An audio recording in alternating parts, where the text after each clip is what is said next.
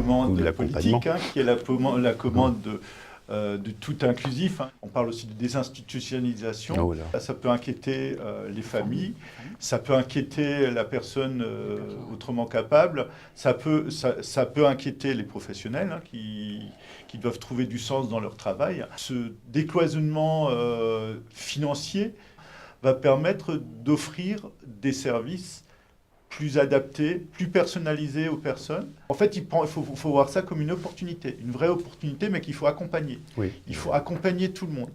Et c'est vrai que quand on parle d'inclusion à tout prix, et il faut quand même, je dirais, rester vigilant, parce que toutes les personnes handicapées ne pourront pas forcément s'autodéterminer, Tout à fait. hein, chacune à leur niveau. Donc les parents, il y a un peu d'inquiétude quand même. C'est vrai, sur cette nouvelle je dirais, aventure, parce que ça va être une grande aventure. C'est une opportunité, pourquoi? Parce que ça pourra donner un autre sens à la vie de toutes les personnes qu'on accueille. Pour l'instant, on était tous dans un schéma institutionnel. Maintenant, ils vont pouvoir viser autre chose et espérer autre chose. Alors, ça peut marcher, ça peut ne pas marcher, mais au moins l'essayer. Et puis, il y en a un certain nombre qui vont trouver vraiment du bonheur. Et il ne faut pas les priver de ça.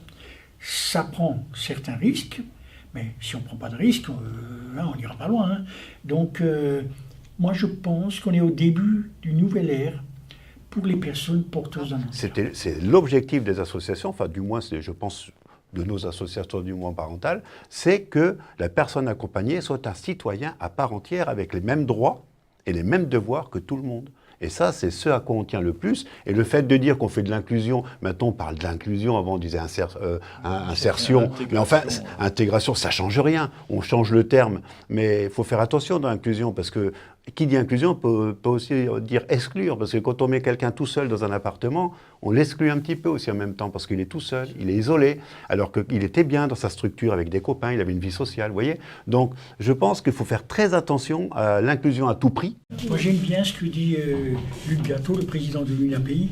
Il dit on veut une inclusion raisonnée. Voilà, c'est-à-dire on ne fait pas de l'inclusion pour de l'inclusion, on fait de l'inclusion raisonnée pour que la personne, d'abord, elle le souhaite et qu'elle obtienne ce qu'elle souhaite et pas ce que nous, on souhaite. Voilà. L'objectif, c'est effectivement de faire une myriade de services possibles, dont une partie seront des établissements, peut-être moins grands, qui fonctionneront différemment. Donner de la souplesse à l'accompagnement. Alors, la nouveauté, elle est en train de se préparer, mais on va y aller. Hein.